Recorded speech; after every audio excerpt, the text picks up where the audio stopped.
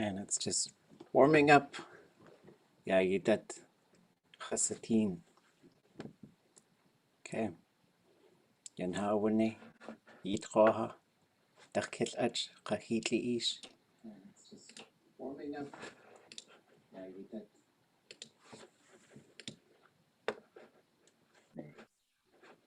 Benaschish tikatyahan ya wuskana khudia di ya zumyek. Atlan benaschish akwan ya nikak ya wuskana khudia di ya aya ya shia ya tides on yutu sa dakilach edach ya shtachnika ya dakilach akwa yarvara ya wuskana khudia di Aknich. The song that we're going to sing is a song that my wife, Dach Kitlich, composed. She was out at Auchrek with her friend Yarvara. And while they were there, they were listening to elders speak Tlingit in our language. And they were listening to the tide as it came in. And this song came to her.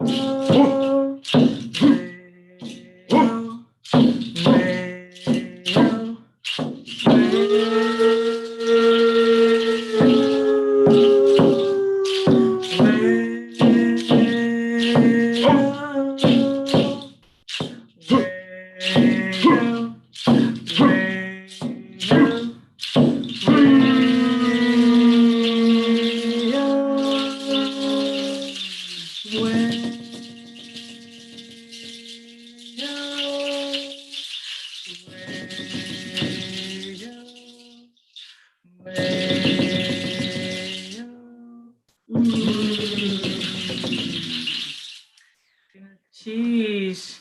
I just wanted to thank Héende, Chish Héende, for helping along with Ida, Heather Burge in planning out today's program. And the Tide song, the reason we chose the Tide song was when Yarrow and I were on the beach, it must have been one of our really beautiful summer days. I think it was probably about 70, 75 degrees. And Yarrow and we had taken our shoes off and we stuck our feet in the ocean. And I just remember feeling so amazing, having my feet in our water, hearing our elders behind us talking in the language, and then the sun just hitting us in the face. And I was like, yes, this is healing. This is exactly the direction that our people are going, that all of our Native people are going. It was just beautiful. And I wanted to bring that chant forward because I think that Indigenous Peoples Day, everything that's happening around Alaska and beyond is so beautiful. The histories that are being shared courageously and bravely and with love, like First Alaskans, Lagunai, she's always sharing, lead with love. We have other wonderful leaders who also lead with love. So I just wanted to say Gunfchish and Gunfchish to Hitliish for joining me this morning and for joining us. Gunfchish. Yikehawe. Atling Gunfchish Yuhan. Kachanach Adeyi Shie. Ya yidat Achtuasagu. iinch kakkwalnig. Illingit qinahi kakwati kakakwanig chidehi ayach tuasagu yahi. Qaha in haswasati deki na hatkil qa tsutskan smalgach yahachun kian awe qanachatuasagu. Hasyawat laqi aya hastu yuqatangi. Ha'ani kak shukatku gulchish. Just so you folks know what's going to happen, I'm going to tell you all a story, and I'm going to tell it in Tlingit, and then I'll translate. Probably just kind of go line by line, back and forth. We also have our beloved neighbors with us, who are Haida and who are Simshan and who speak those languages as well. For the Ak campus is on Tlingit Ani, so we'll be using Tlingit quite a bit today. Aya nasqach aya yushawat kayikuhe kudu asak yayel tla awehu. This woman is going along crying. Her name is Kayikuhek, and she is Raven's mother. Yudis aya du ik wasa shishik at awewan qanins. Ya chitle awe du yite qutzati du yitki qutzati. Oh, a chuck away, the cake has Tachaya at away. And there's this moon called Yokisku the tide controller. And he does terrible things. When she has a child, he kills it. He kills the children of his sister, he kills his nieces and nephews. It's a terrible thing. Yet at the cutway get on it to Kwani, the Jagit Chaya ye haswusene. The Guchuch Hasati, yet at the cut that clinket on it ka. Ye awa achasakau the hate, a slinketani, a shouted 80. Everything in the world was under his control. Everything was slaves to him, out of fear that he would flood the world. Ega nasqacha yishawat nij. Wananin sawe ayadu khantu gut waqa shach you do a sako at shach. Ye awa ye yosaka. Dak wanach saya iqach. She's going along crying on the beach. And at some point, this person came up to her. We call him Shach, a heron. And Shach says, "Sister, why are you crying?" Ya, ach ik awa ho. Wan qanins khatwat tish chaya. Tish ach chitawa tiwit akane. Aqawe wit akane yechwa u. Ya ach ik awa achak. She says, "It's my brother. It's my brother. It's loneliness. From loneliness, I'll have a baby sometimes. And every time I do, he kills it." Wanach saya yayahe wuti atatu takhta tamkwan qanins. Ye awa khatu khaach. Du ik ye awa ye uwaji. Du yitki di toasagu du shatta itkhaya judanuk. Tlal asa awe judanuk awe we yel tla. Just do tundatani adakhawe with okane khustiin. Sometimes I think about this story. This is where it begins. And why did it go like this? What made it this way? I think I heard from Kuchain, Frank Italio, and other speakers that Yochis was afraid that these children were gonna come and do something to his wife, and nobody ever touched that lady, Kayikuchek. It was just from her mind. These are klaku ai. These were the things of long, long ago, the first things. They were different than today. Ye awa. Yatayach away ashukawaja. Ye awa nich kakaya achtuasuko at kitisi. Ya Dr. Dugu te awa. Tek aya tujachyati at kanakwatyakyati at kakukishi. Akach aya shoot akita ak. Jutlay aya just judnuk aya katlel inigu. Ishakade yekakiti. Akakakinut. Testasa aya. Testasak akkinuk. Atach koa. Tlachtini yadi aya. Yekakosti. So this is how he instructed her, that heron. He said, you're going to go out on the beach and look for a perfectly round black stone that's solid. And you're going to build a fire over this. And when you can touch it and it doesn't hurt, but still warm, put it in your mouth, swallow it. You won't even taste anything. And from this will be born a strong child. Ye'owe adachawe chutzati yesh. Yesh aya shach awe yesh ish. Ka yikuchek awe yesh tla. Ewe chutzati yesh. This is how Raven was born. Sometimes we'll refer to Heron as Raven's father and Kayikuchek as Raven's mother. Duchayach ayayi ausani. Ye'owe dutokane chutzati. Nu yachkewe yewuti yesh. Yaslinkit ausha yechi yesh. Yaslinkitani ausha yechi yesh. Ye'owe. She did as she was told. And this child was born, Raven. And maybe Raven was like a fortress, really strong. Ye'owe adato awach yachisko kek. Hu owe kadushat to guchuch away. Stakatieka kuwa shiyu is yadika.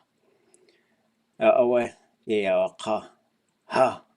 Achant kakuta echo. Her brother heard about this and sent for that child. He said, let it come by me. Let that child come by me. Chitlewe techante wukuti awe. Ye awe shakawa ja. Kelk. Achtachi yekawechut. Achtachi yekawechut. When he comes to his uncle, that uncle says, nephew, go adds in my unfinished canoe. Go adds in that canoe. Kasi etewe ko ayektewe chut.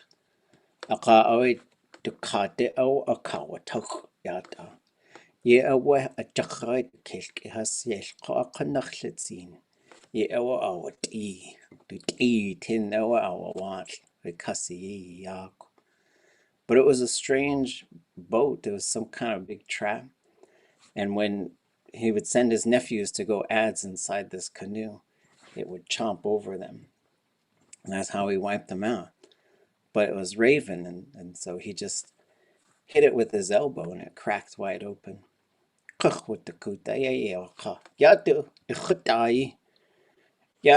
kawatlawa yi dakhikoa.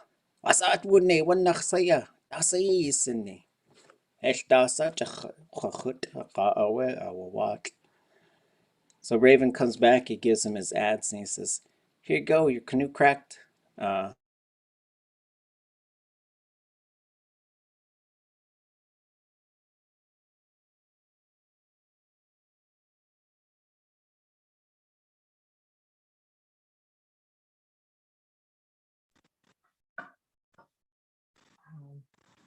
Maybe if we stopped our videos, maybe that might help Héende.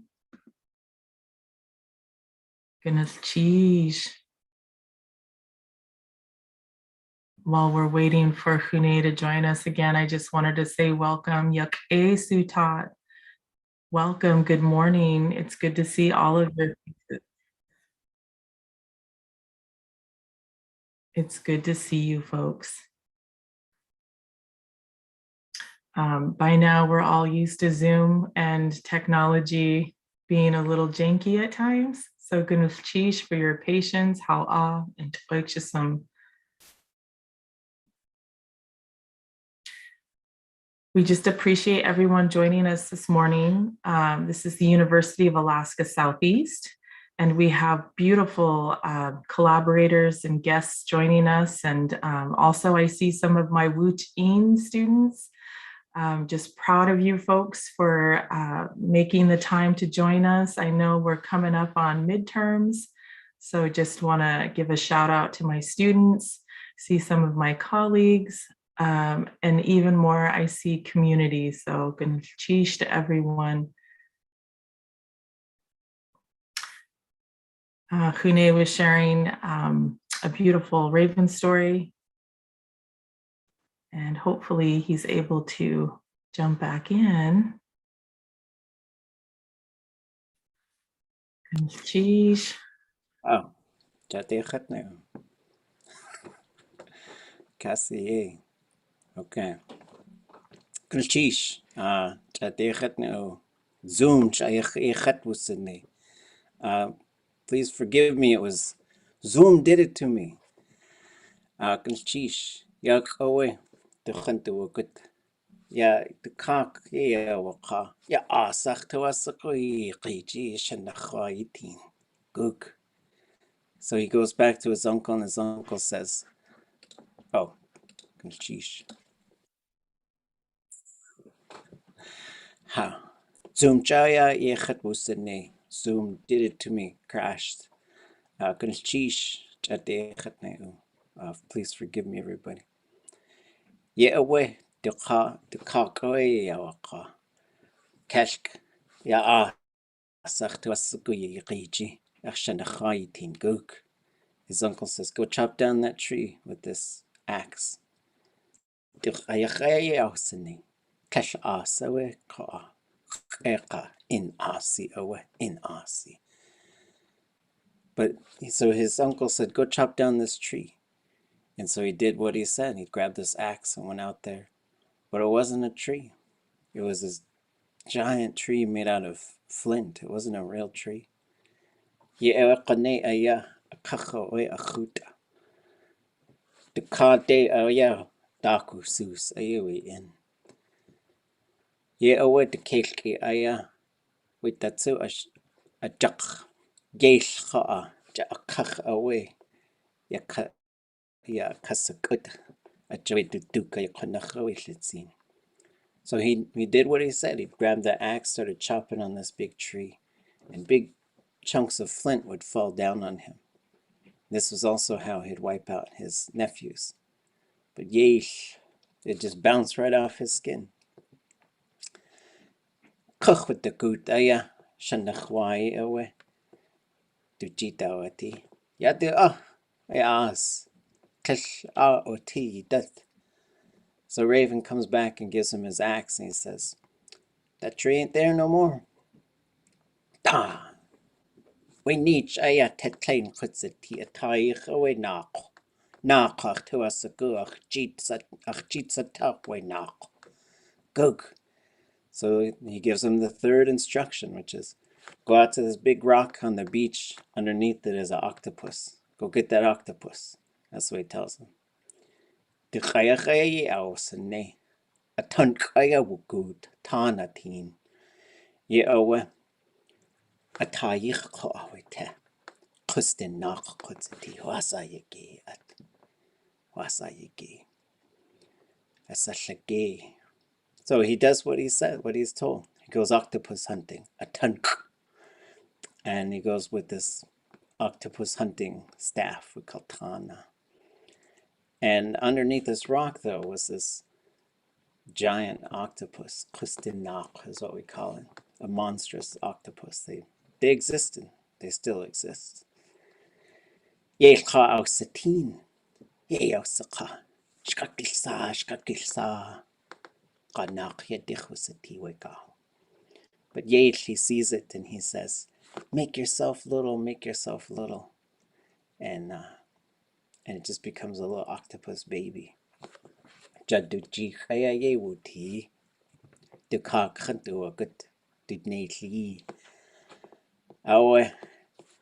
Du shukat aya yan au sanuk. Akaye oka. Schneeflot. Oh, kustin na, kusati. Tukax, tlach tuash goita. Yes, oh, so he comes back. He's got this little baby octopus in his hand, and he puts it in front of his uncle. He says to the octopus, "Make yourself big. Make yourself big." It goes back to that giant octopus. And his uncle's saying, "I don't want it. I don't want it." And Raven says, you said you wanted it. Wanted you so we need Shaya Wushketas with the art. Yes, Tukax. Peace a dot. Has cook. So they meet up on the beach, and Raven and his uncle are going to fight over the tide.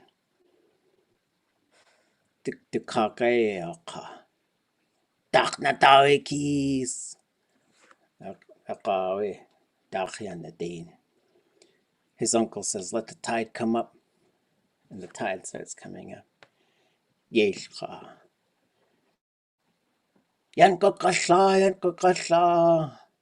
Let it go out, let it go out. Tide goes out.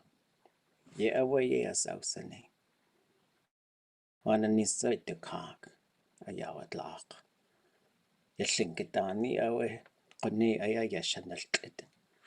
At some point, his uncle wins.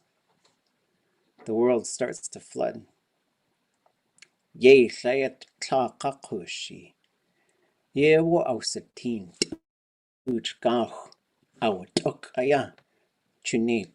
Kazakhstan.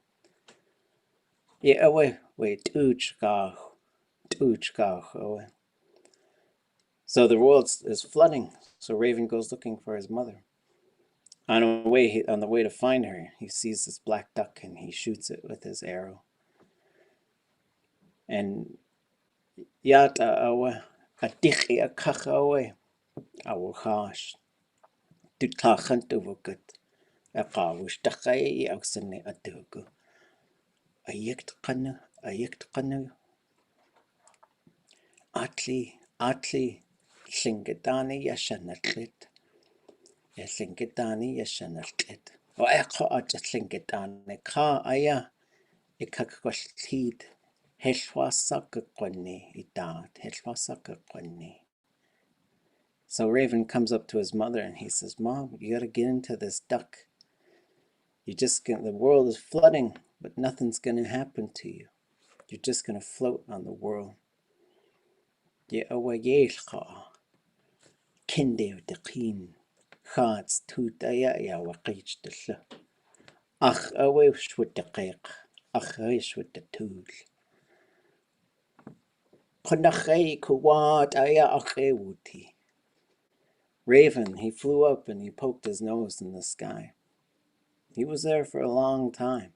He was spinning himself in circles and swinging himself back and forth.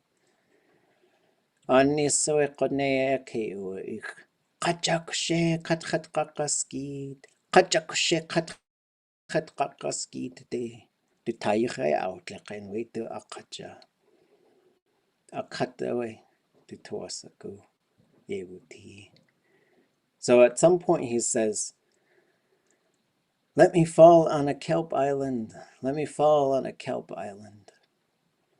He looks down and there's a kelp island. Akatayo tsikit. Wasadi tuasagu shwsahi yu. Qonea a akha dute. That's actually Yahuch. So he lands on this kelp island and he just wants to rest, but he hears this breathing behind him. And what is it? It's a sea otter. Ha! We hinted ke kukik. And he says, can you go down to the bottom of the ocean? Is there sand there? That sea otter says, yeah, there's sand down there. I could get down there. Raven says, hand me some sand. Hand me some sand.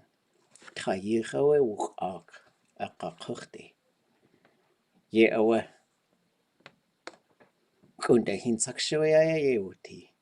Itleutin Linkatani Aushayech, Yitlinkatani away with Tusakuya and Cook Yahatletki.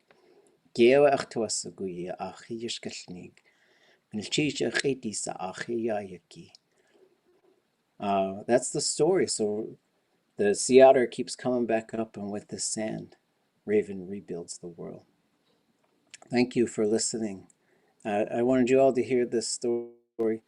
Atlein Ereku has the Chaya, Kachshit Kachwach, Kaski, Chuk and Sha Aweho, Kuchain, Shanguki di Aweho, Ya Atlein Akoa has the Chait. There's a lot of storytellers that I've heard this from. The two that I probably pulled the most from are Kaski, Susie James, who is Chukin Shah, and Kuchain, Frank Italio, who's Shunku Katie. Yeah, gonna cheesh. Yeah, you did. Yeah, you did Kuchain again. Yeah, Katie.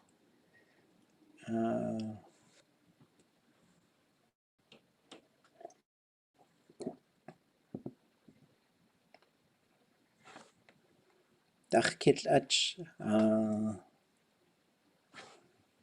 Gwash, yeah, you did. Hatuasugu Yisaku. We just want to welcome you on behalf of the University of Alaska Southeast to our first of two events for Indigenous Peoples Day. It's Indigenous Peoples Day, so I guess all the Indigenous peoples should be taking a day off, but we also want to take this opportunity to share with you folks and to welcome you to our campus virtually. There's a day is coming when we can all do this in person and have a Zoom component as well. And we just want to thank you all for sharing your morning with us. We're looking forward to hearing from our guests. And I just want to acknowledge Colleen James and all that she does for our university and for our students. It's been just such a wonderful thing to be working with her and with Lyle on so many things in this community and also on our campus, and to advocate for students, to advocate for inclusion, to advocate for equity. And I just want to thank all of you for being here with us. And if you folks have done something to help improve the lives of Indigenous people somewhere, good for you. And if you haven't yet, now is a good time to start doing so. The next thing we want to talk about was, we'll do it maybe kind of briefly, is that how Indigenous Peoples Day sort of came to be in terms of it's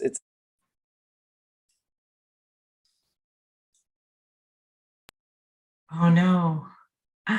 Shucks. Technical difficulties again. So yeah, let's talk about it for just a moment. I just wanted to give a shout out to Wuch'in, our Native Student Club on campus. It's a club for all of our students, and what the beautiful, well, first of all, Wuch'in translates to working together in our Tlingit language. And so it was started back in 92, I believe, the club, and might be longer. And I just want to say that our students were paying attention to what was happening in Seattle at the time. There was a movement happening where people were decolonizing Columbus Day and wanting to instead lift the people who've been here, who weren't discovered. We've always been here. And Wuch'in caught on to what was happening in Seattle, and they started a movement here in Juneau with a discussion and some information about Columbus Day and why we should be focusing on Indigenous Peoples Day, as after all, we weren't discovered. We've always been here. And through some really good collaboration between our club and the student government at our campus, it caught on. Our fellow campuses, UAF and UAA, our Fairbanks and our Anchorage campus also caught on to this beautiful movement that was happening. And then it came forward to the elders and youth by our young people, and then on to AFN. And I'm really summarizing. There was lots of beautiful conversations and actions that happened. But that's kind of how we got to Indigenous Peoples Day. It was through our young people recognizing the right thing to do. And so anyway, welcome back, Héende.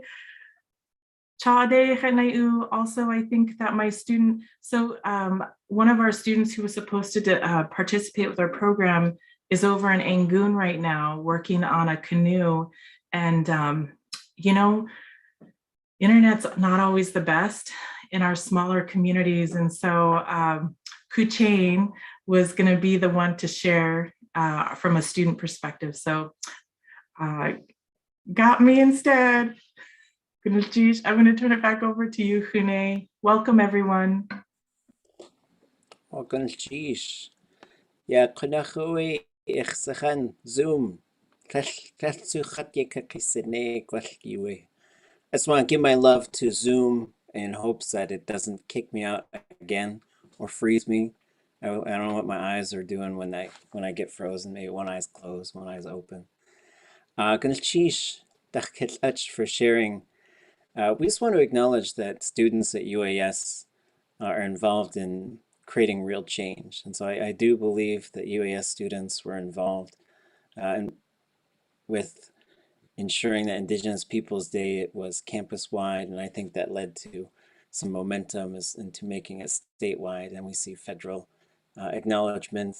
And someday, that other person who used to have a day, and maybe still does, maybe I don't have to go to the post office and see that the post office is closed because of something that happened a long time ago.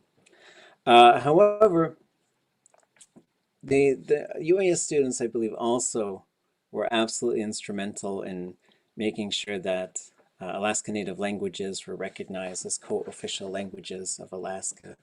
And we're going to turn it over to the first of our guests, Laganai, Liz Medicine Crow, who's also, she and I have done so many things, and it's been so fun to be a part of her journey and to share our journeys and working with a lot of people around the state of Alaska for equity, for moving things forward in terms of anti-racism work. And I'm so glad that she could spend some time with us here today. It's your turn. Sheesh.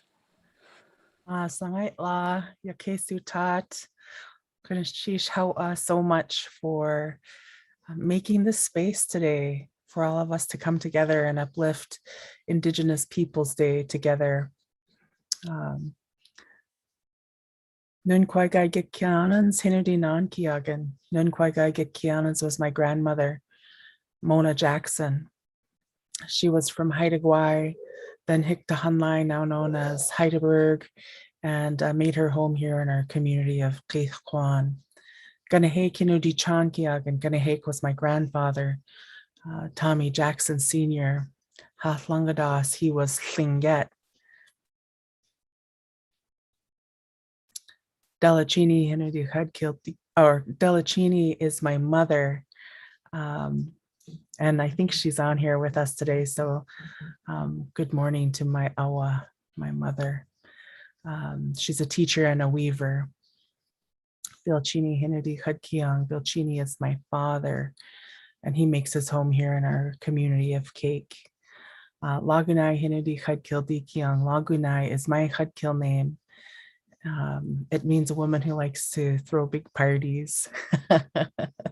The Stagon pandemic has really been holding us up, but we're at least able to do that virtually, and we'll be celebrating through First Alaskans Institute, our statewide elders and youth conference here, our biggest party of the year, we like to say, October 17th through the 20th. Gatsakas Gusitikwalagan. I am Eagle, Chichkitne Sinu Uda Ejong, and I'm a Chichkitne woman. Our crest is the hummingbird. I am also Thlingit, Yech Nachatsati. Kach'adi Ayachat, I am Raven, and I come from the Kach'adi people. Our crest is the freshwater mark saké salmon. And I am from the Kutas Hit House, looking out to Point House. I'm honored to be with all of you today and just really thinking about what this day means. It is Indigenous Peoples Day every day.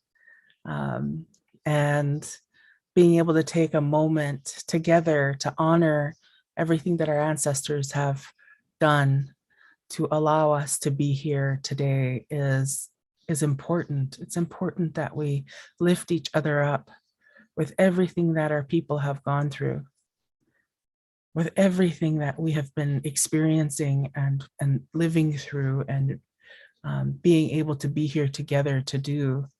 It's pretty incredible. I'm often blown away by the strength of our people. And I think about that a lot in the context of words that we use, how important the way that we say things is.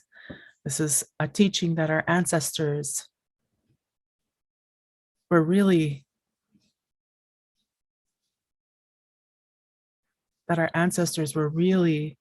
I guess the word would be, it's a teaching that they were really centered on for thousands of years, because despite everything that's happened, it is still one of those really critical ones. And that is that our words are powerful. The way that we say things matters. And my grandfather used to tell us when we were growing up that our words were like a stick that we carry across our shoulder. We might be speaking to someone in front of us, and we might not see that back end of the stick, and it might be hitting someone we did not intend. And so when I think about how we use words and why we use words, the way that we do as Native people, and why we're careful with them, because we don't want them to hurt or harm our people. We don't want them to cause problems. So knowing how to say things is important. And understanding what they mean is just as important. They go hand in hand together. One of the things that we talk a lot about, especially in this age of quote unquote land acknowledgements or land recognitions, one of the things that we talk about is this concept called unceded territory. Do we know what we mean when we say those words? Do we know what we are saying and doing and the impact we're having when we say words like we are recognizing and acknowledging the unceded territory of the Indigenous peoples of these lands?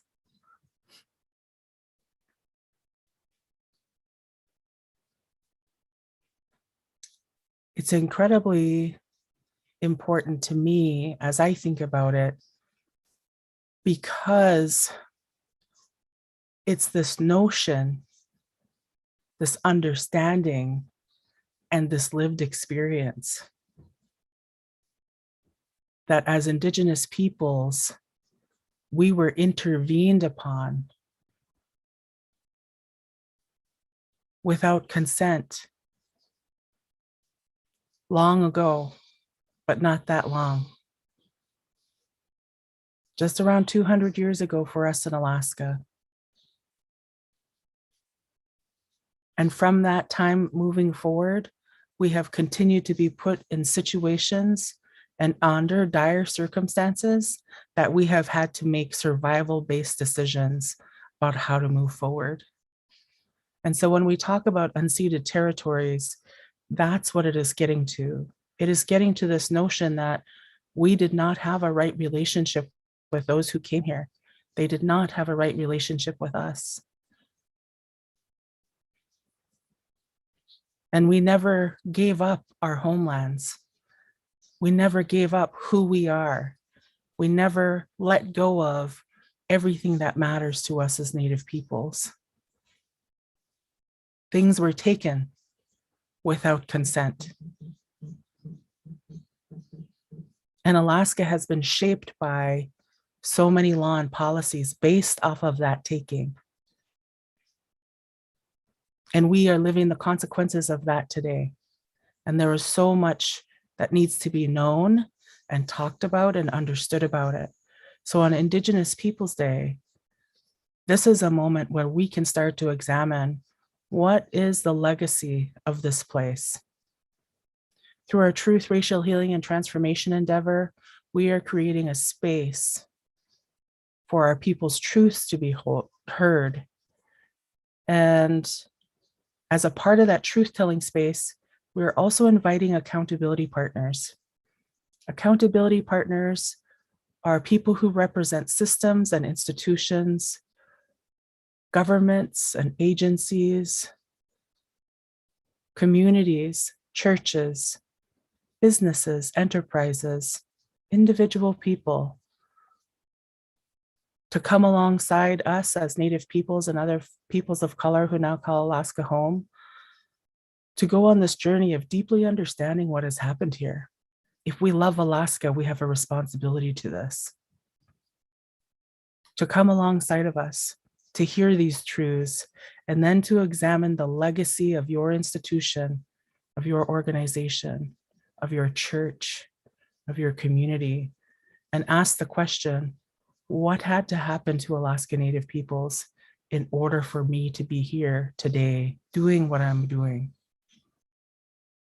Examine your legacy. Look back into the history. Be honest about what had to happen to us. Tell that truth. And then ask yourself this question: am I okay with that?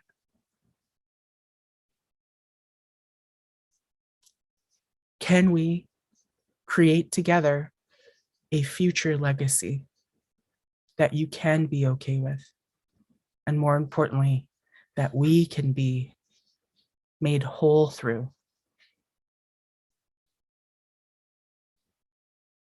These things don't happen without the hearts and minds of people coming together to say that we have to acknowledge these things.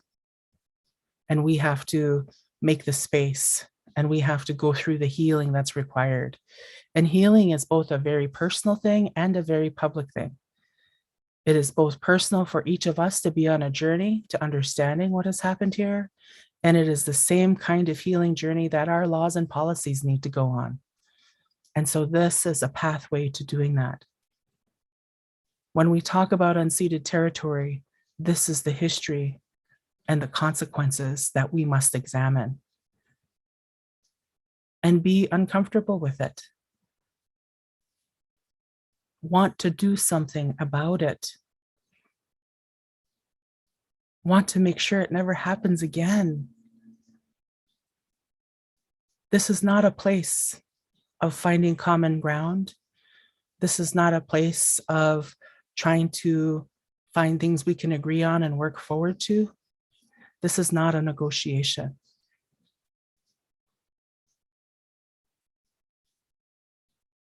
This is about relationship. This is about our humanity. And it is incumbent on each and every single person who now calls Alaska home to understand that this is a Native place. It always has been. It always will be.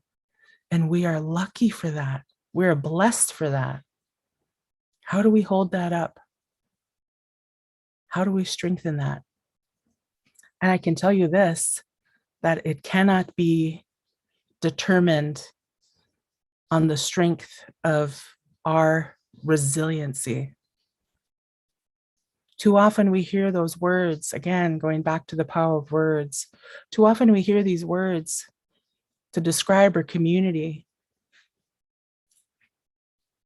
how resilient we are. Yeah, we've always been resilient. That's why we've been here for over 10,000 years. But the durability of our resiliency against a measure of harm should not be the criteria for how we advance. The criteria for how we advance should be based on what the society who has caused harm has figured out how to make amends, right wrongs, work alongside people in right relationship. So when we speak about unceded territory, we are speaking of the unceded territory of our humanity as Indigenous peoples in our own homelands. And how the complex mixture of governance, society, and the way that we engage with one another must be utilized to bring us to another point to strengthen us. Because we have work left undone. We have work yet to do. Our waters, our air, this unceded virtual territory that we are existing in, even as my brother Héende, is saying that Zoom always does this to him. We know that we have work to do, and it must be centered in that right relationship, because we together will be able to make Alaska stronger and live up to the promise that this place has always had. And so I invite every single person to think about the role that you have and how you can be a part of this work. And I just want to add my love and appreciation to the folks at UAS who put this together and who are doing really critical work. Héende, Tukax, and all Wuch'in, and all the people whose blistered hands are doing this heavy, hard work. And it's absolutely necessary, and you need more helpers, need more doers. And just really want to send you folks love and appreciation on this Indigenous Peoples Day. Ho'a takwang Laganai.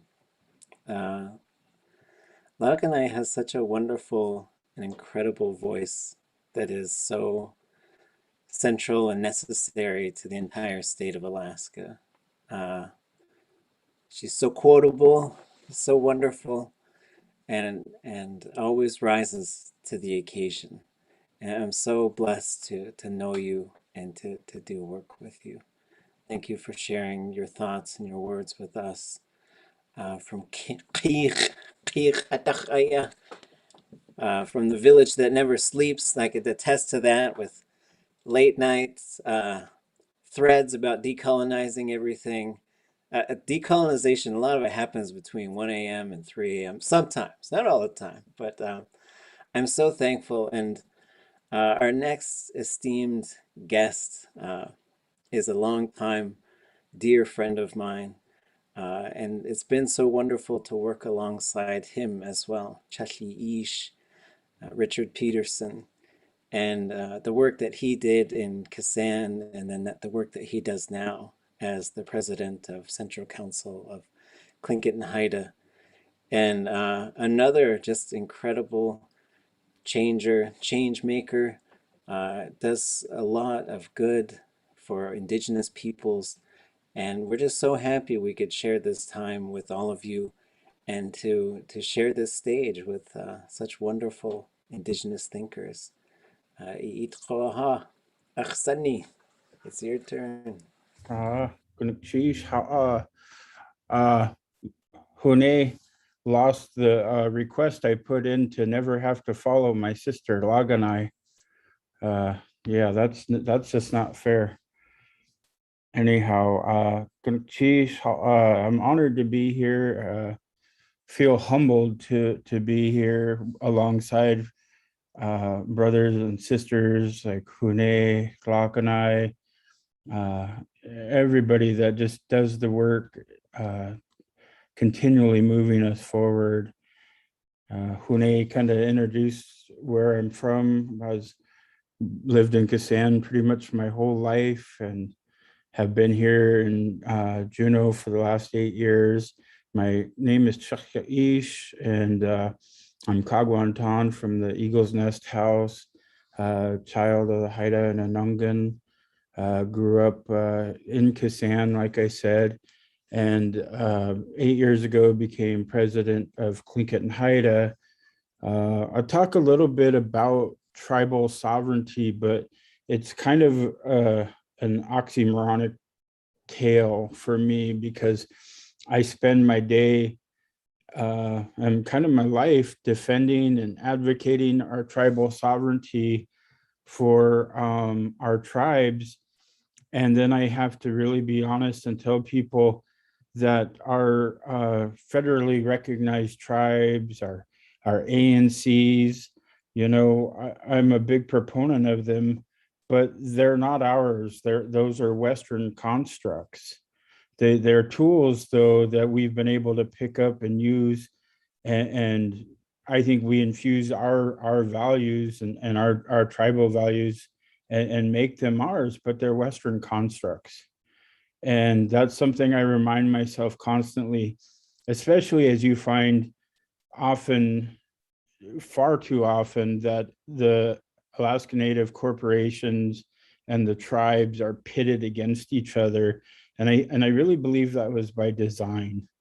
And so some of what I say may come across controversial, and I hope certainly not offensive. You know, I always want to say that I don't mean to be offensive. But I think it's important to put these truths out on the table. This is the place we work from. And as ANCs and corporations, I feel like we're designed to be pitted against each other. It's a choice that we make. And you look now, I know like Tlingit and Héende and See Alaska, working with First Alaskans Institute, we've really been trying to push the message of being good relatives, of working together in collaboration, so that we can bring opportunity and prosperity to our citizens through these tools that we have. And so that's why I defend tribal sovereignty so much, is because one, we have a true sovereignty, our inherent sovereignty as the first people, and nobody can give or take that away from us. That's who we are. So I think it's really important to recognize that, just like it's important to recognize where we're at and who we are. And as Héende introduced, we're on Tlingit Ani, and so I'm always thankful to the people whose land I'm on, and now I'm on the Akwán land. And so I want to recognize the Akwán and thank them for this opportunity to do the work that I do from their ancestral homelands. You know, I'll give you kind of some of the clinical, sterile version of what tribal sovereignty is, but, you know, I'll also infuse what I think it is and how I try to operate within that. You know, tribal sovereignty refers to the right of American Indians and Alaska Natives to govern themselves, which, you know, is recognized in the U.S. Constitution, and that the Constitution states that tribal nations are sovereign governments. But important to note that sovereignty is inherent and not just bestowed upon us by anybody. We have a government to government relationship with the federal government. I think it's important to note it's not formally recognized by the state of Alaska, but we're working on that and we're getting there. There's 229 federally recognized tribes in Alaska, in the state of Alaska, yet we're not formally recognized here in the state. And it's also ironic to me, while we're not formally recognized by the state of Alaska, we do work with the state, we do operate programs, and they constantly ask us to waive our sovereign immunity. And I always fire back, well, why would I waive what you don't recognize I have? And so it becomes kind of this crazy tail chasing argument, but we're working on that. And I'm really excited. If you saw my social media this morning, I shared a press release, Laganai, Wahlagadak, Barbara Blake and I formed a group, Alaskans for Better Government, and we're trying to get a proposition on the next ballot for the state of Alaska to formally recognize tribes. So, look for that information and how you can support. There's going to be a big signature gathering campaign, and we're going to need everybody who supports this to sign on and support where they can. So we're excited about this. It's something we just felt was a time to do. And to be honest, it really started with Laganai and Watlagadak, but like a good Tlingit man, when the women tell me to do something, I say yes and get on board. And so I have, and we're really excited about this. So really want everybody to, support it, push it, encourage everybody to do it, because it's just time. We really need to be working together. And I think about a lot of the wasted opportunities when the state doesn't work with the tribes in the ways they can. I think we can make Alaska a better state by working together and exercising our sovereignty. And speaking of exercising our sovereignty, Tlingit and Haida, really does exercise our sovereignty through many different ways. And we do it through adoption of tribal law. And we've established 15 titles of tribal statutory law, some of which include enrollment, wellness code, investment, audit, marriage, divorce, and custody. And some of the examples of laws in practice, the tribe allows for a formation of a business under tribal law, and we've done that. So we've gotten into for-profit businesses, which we've created not under state law. They're not state chartered, they're tribally chartered, which is, I think, a good distinction.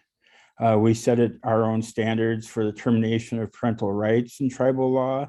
And I think it's really important to note that we have not traditionally provided for termination of parental rights, and it's currently the custom of the tribe to view involuntary termination of parental rights as a last resort when it is clear that long-term guardianship is insufficient to meet the needs of the child and an adoption has been arranged. And we continue, I always say we're not in the past tense, right? We're here today, and we're doing things that are relevant today. So one of those is we established our Tribal Emergency Operations Center, and that was an act of our sovereignty. And we've used this to respond to natural disasters beyond COVID. And we've been working also, another thing is that our tribal IDs, which is very important. Those can be used to cross borders, board planes. And we no longer use blood quantum on our IDs. So I think that's important because we feel that blood quantum is a colonized concept, right? And we're the only people to have to prove by blood quantum. So we don't do that. With Tlingit and Haida, it's by descent. So you just show that you are family, child of. So I think that's important. I think another thing that we've done is that we try to support our languages and the hard language work that's happening. And we include Shamalgit, the Tsimshian language, in our efforts, because we think that all Southeast languages, if we work together, we rise together. So we support working on all three languages. And one of the things that, I think our true sovereignty lies in our languages. When I hear Héende and others, I think that's the most important literal expression of our sovereignty, demonstrating that our resiliency, and our sovereignty since time immemorial through our language.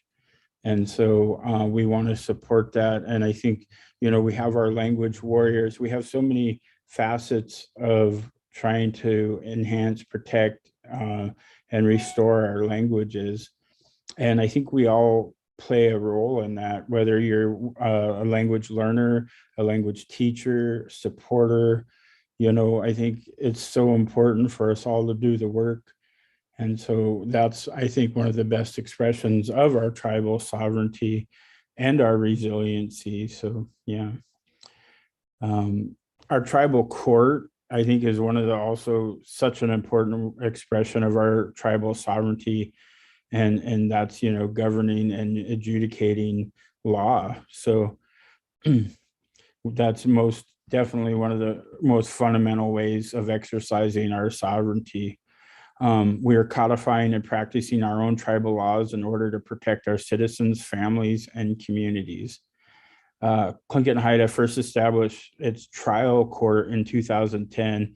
And at first, the only subject matter was paternity and child support. But now, just over a short 10-year period, Tlingit and Haida courts grew to include most civil case types. We do guardianship, adoption, paternity, child welfare, child custody, divorce, domestic violence, protective proceedings, and we maintain a heavy child support docket. Tlingit and Haida provides judicial services to all 33,000 citizens, no matter where they are located. Tlingit and Haida Supreme Court has elected justices. We have our Chief Justice, Kyle Juice Lisa Lang, Associate Justice Aurora Lair, and our Associate Justice Cheryl Fairbanks. I think Tlingit and Haida Court has grown, and we have more than 11 staff, and we have hearings 5 days a week with a full-time magistrate judge and 3 pro tem judges. We had more than 400 hearings in 2020. And I think one of the things that I'm most proud of, when I became president, it was pointed out to me that in our statutes and our laws that we could do divorces, but we didn't do marriages. So one of the first things we did when I became president was create our marriage statute, which actually got a lot of national attention because it was before the Supreme Court ruling in same-sex marriages. And so Tlingit and Haida provided for same-sex marriages. And it was really a message to say that we love all of our tribal citizens equally, that wasn't for us to determine, same-sex or otherwise, but that we just support all of our tribal citizens. And to me, again, what an expressive way of our sovereignty for us to be able to do that and say, we love all of our citizens the same. So, yeah, I think our tribal courts and through our laws have been just an absolute true expression of our sovereignty. So, our courts have also adopted wraparound service model for its users through its family court services model. So within family court services, users have access to clinical supports, advocates, and social workers that are trained to assist with crisis services. And some services include court advocacy, clinical services, investigative service for home studies and court investigations, as well as provide staff to assist with supervised visits and exchanges. In response to a need for more culturally appropriate alternative responses to citizens involved in substance and alcohol misuse, the tribe also began development of a wellness court in 2019. We're very excited to announce that the wellness court anticipates receiving transfers and new referrals as soon as October 2021. And this statement might be viewed controversial, but I think also economic sovereignty is something that I've really brought to the tribe since I've been here. And, I say this and I don't mean any disrespect, but I feel it's really true, is we're only as sovereign as we can afford to be in this modern era. We have to defend our sovereignty. We have to exercise it. And that takes having, economic sustainability and independence. And so that's something that I've been very passionate about. And I remember at one meeting, I was talking about economic sovereignty, and this person stood up and said, well, that's not very cultural. Tribes don't have a history of economic development. And I was like, oh, sir, you are so wrong. Our people actually invented it. You know, we had extremely defined economics, and we bartered and trade, and we had trade routes, and we had a trade language, and it was all based on commerce. So I think that's really important, that people not try to tell us and define us by what they think we are. We know our own history, and you know, we traveled the world essentially. We had large canoes and we went all over the Pacific, and those are connections we're trying to pick back up today. Is, you know, the relationships in the Pacific with all of our relatives, the Maori, our Hawaiian relatives, and really reestablishing those connections. And that's sovereignty. That's deciding who we are and exercising who we are, and never ever letting anybody else define who we are. So economic sovereignty has been a real important thing for the tribe. And I also just believe in the importance of representation, and how important it is. Representation matters on all fronts. And I'm so proud to see with the current election here in Juneau, for example, that we've seen 2 strong Indigenous women running for, you know, the CBJ and for the school board. And we're seeing that happen throughout our region, and especially in our larger communities where we've been so underrepresented, that our folks are stepping up and filling those roles, and not just good candidates, but exemplary candidates, people who have more qualifications than probably anybody else. But you know, we're running to fill those roles, and I'm so excited to see that.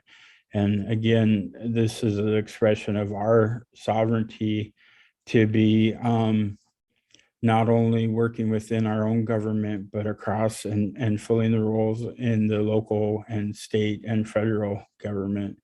So I'm really excited about that, and to see that representation, and to look across and see our own people in those roles, I think is really going to help move us forward.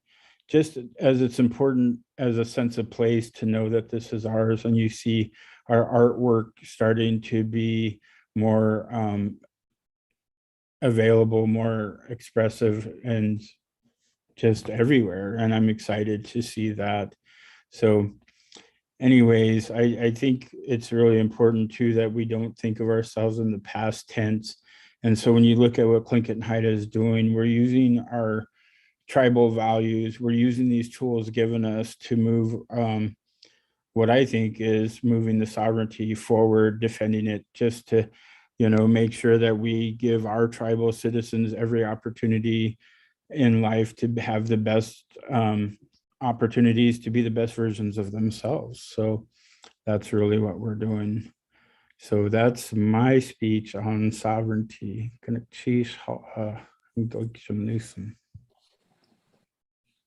How Galchish. Yeah, well, thank you so much for sharing your thoughts and for your advocacy work. And we'll just continue encouraging state and federal governments and banks to get it together, and just see tribal sovereignty as something that should never be waived, and it shouldn't be ignored. And as we sort of continue to move forward, and to see the progressive work that Central Council of Tlingit and Haida is doing under your leadership is inspirational and wonderful.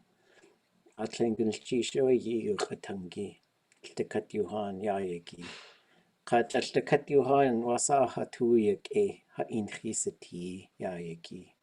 Ishakat yaki aya. Tltakat yaki shakat at haste ay data yejachani. Ya hayukatangi kahakosti. Ade aya kashatil adiye. Ye aktuasakutsu Yuhan. Atata yechiyini. Wuchi na ya gartudishi qahilwasaka qatich allakatat. Ye awe ye khwaji. Ye ikaya akhahin. Gwallituasagu yukatangi atchitle yehi. Ituasagu yishagugu. Ye kukwati. Ye de kukwadishi. Ya jawasa aya kakbaaq. Ya qasakhan qatilla anawe ye tertu ye na wujina ya ye jakartune. Islatsindeen. Ye jakartune. Ye awa ach I outlatu. Ya ach I has outlatu. Ya halilko has. Ye gulchish aya ya ke. Ya akqan ya anikakre ye jitune ya ki. Yachtetan. Kline di. Wushkitan. Ye qanakre achtu ya ke.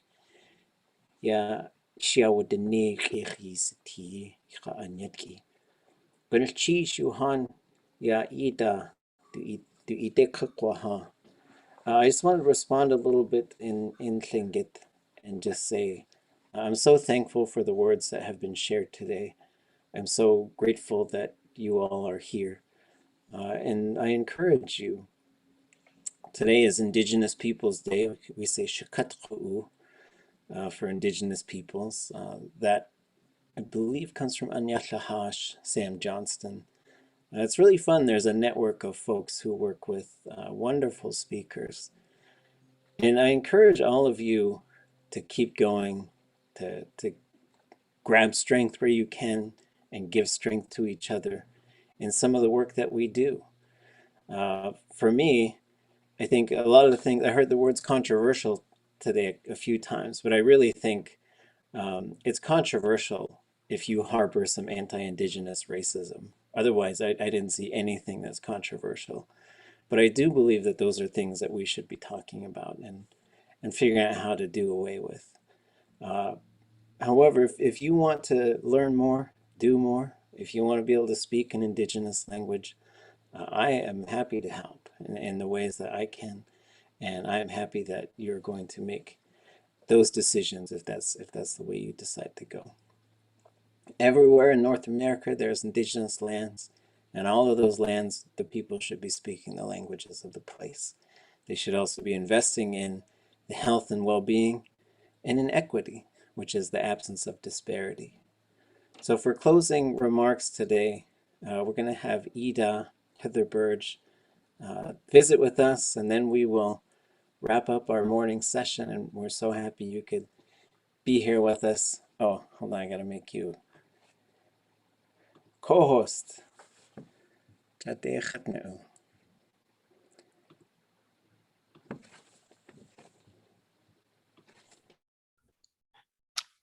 and cheese, Atling cheese, look at Johan. One froze, but is everyone else here? Or did I also freeze? I can hear you, Edna. Egg and cheese. I think Renee's been kicked out of Zoom land again. Well, Ganachis, Johan, thank you so much for spending your morning with us, and a huge Ganachis to our guest speakers for being here. I know that there are many events happening today across the UA system, as well as across the state and across the country, and it's really exciting to see this movement and momentum to recognize today as Indigenous Peoples Day really expanding and taking off. And I know you folks have many an event on which you could have participated in, so just going to choose for being here with us this morning, thinking a lot about what our speaker said, some takeaways that we can reflect on. This idea that this is not a negotiation, this is a movement, and we're going to continue to build and rebuild tribal sovereignty and awareness around unceded territory, awareness on the excellent Indigenous excellence of our Alaska Native communities across the state and our Indigenous communities across the globe, recognizing also this problematic thoughts around resiliency and recognizing that just because we can do all of these things, are able to do all of these things, have survived all of these things, that Indigenous people, we're tired. I'm tired. And so I just want to appreciate all of you in this space, spending this time with us, reflecting on some of these hard conversations, hard topics. And please take care of yourself today and every day, but especially today, when perhaps some of these conversations that you'll be asked to participate in are potentially draining. I look forward to the day when our institutions that ask us to host these things, that ask us to be part of these conversations, are also ready to take on that burden. A big atlinganachis to Tukax and Héende for putting this event on. Definitely a labor of love. These folks are so incredibly busy, and yet they always make time to make sure we have conversations in spaces like this, and recognizing that we need to share some of that burden as we think about developing better relationships individually and collectively within our institutions and Indigenous communities. And I do think we're starting to do that. But we do have, as our guest presenters mentioned, a lot of work left to do. So if you're interested, able, ready, please reach out to us on how to start or continue helping lift some of that. Thinking also about my partner who is Taino. So the dead name of today. He started his business in Puerto Rico with the Taino people, or in the Taino communities, and so really thinking about our relatives down there, and sort of across Indigenous North America, as we think about what we can do to address our historic and contemporary legacy of colonization and work towards that decolonial reality. Johan, thank you so much for being here this morning. Really appreciate seeing all of your faces, and I hope to see you on other events across campus or across our community partners.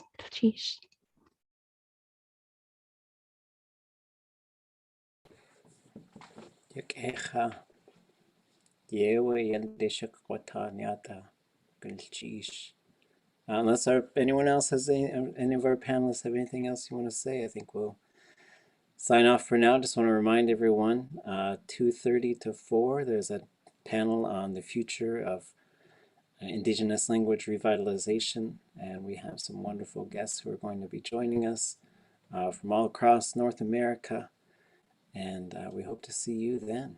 Thank you so much for all of your time. Zoom. For our students, real quick, for our students at UAS, we have our time with Conrad Frank. He's coming out to take headshots, some professional shots of our Wuching students. So put on your Sunday best. We'll see you folks soon up at the Noise Pavilion.